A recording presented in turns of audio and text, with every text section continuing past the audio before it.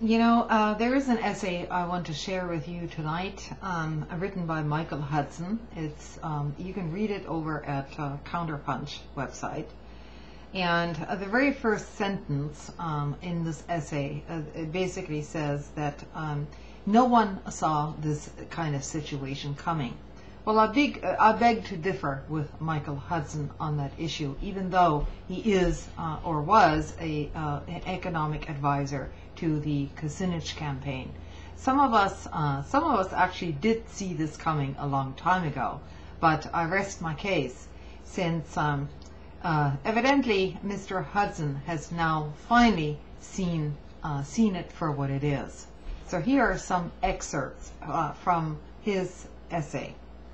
Overnight, the U.S. Treasury and Federal Reserve have radically changed the character of American capitalism. It is nothing less than a coup d'etat for the class that FDR called the banksters. What has happened in the past 2 weeks or so threatens to change the coming century irreversibly, if they can get away with it.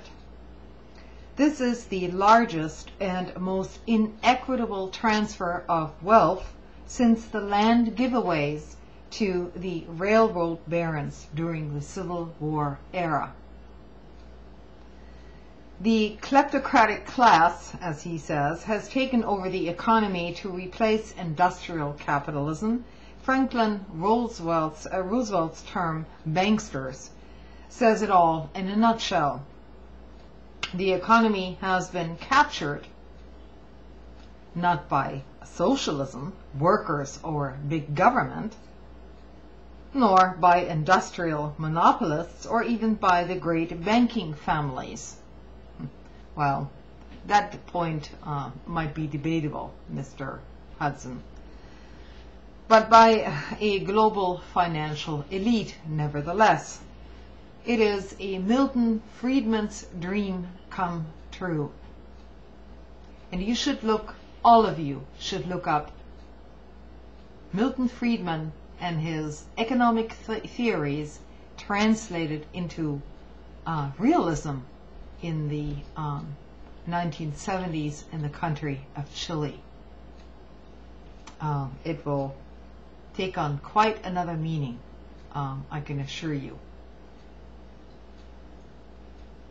So what we have now is not regulated by the Federal Reserve or any other nationwide agency.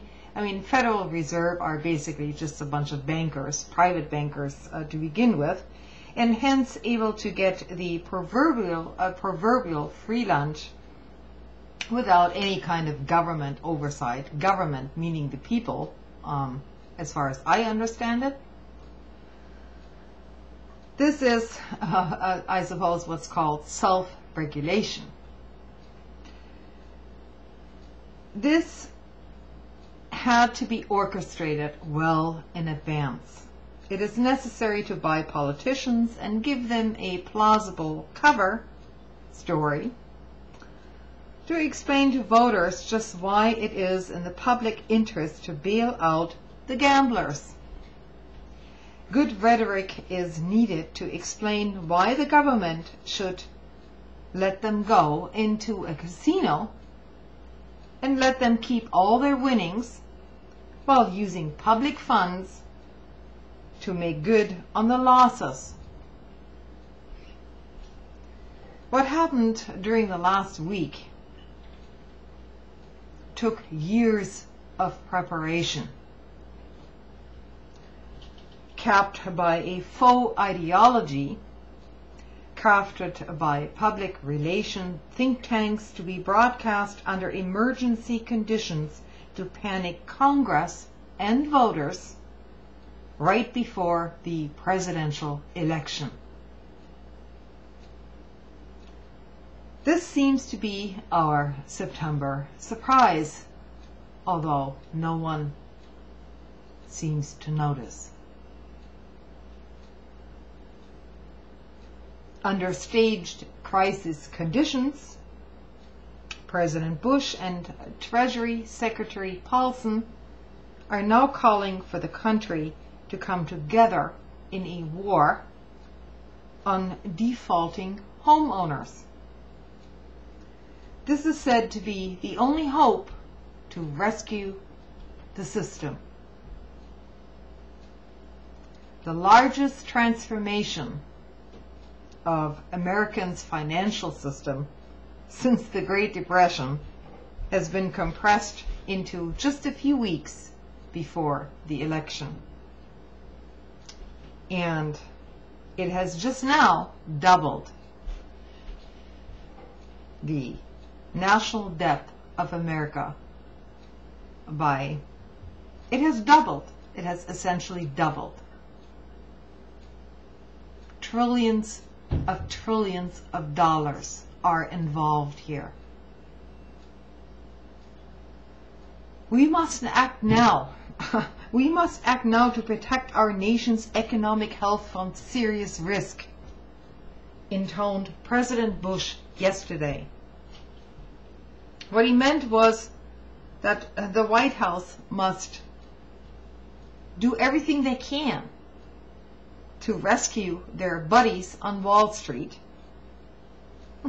and I might say some of the Democratic buddies on Wall Street as well, by bailing out their big gambles, while we, ordinary people, have to pay for their losses. In other words, don't make this an election issue at all. Oh no. We must address these issues across partisan lines. Our Economic Health Secretary Paulson said requires that we work together for prompt and bipartisan action.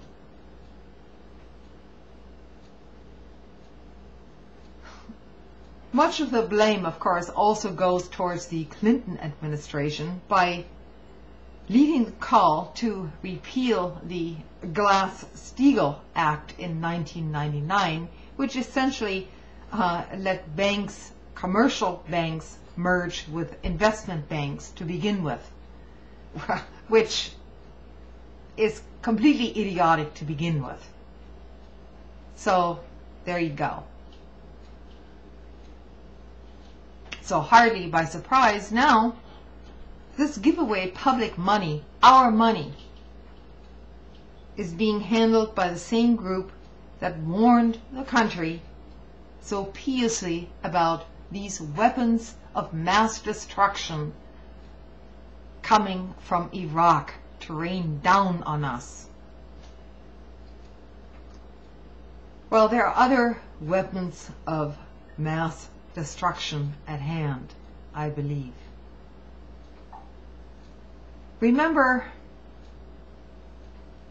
when President Bush and Greenspan informed the American people that there was no money left to pay for Social Security, not even to mention Medicare, because at some future date all of these things would be bankrupt to begin with. So we might just eliminate them now. So let's just all invest all these programs into the current stock market, which is now failing, going under. Invest in Lehman Brothers. That's what they were saying. Do you think these people have your best interest in mind?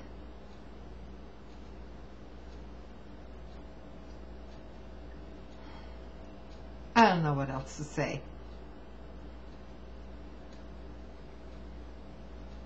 I really don't know what else to say. If people cannot see through this larger picture, I guess we will all get what we deserve.